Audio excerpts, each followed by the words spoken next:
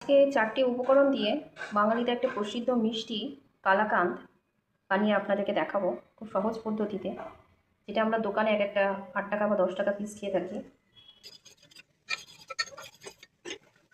কি এসেছে আর একটু নাড়িয়ে যেতে হবে।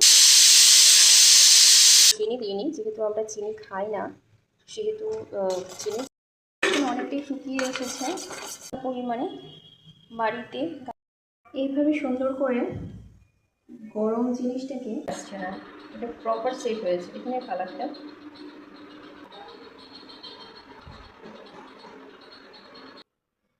একটু জুসি জুসি লাগছে, দেখুন।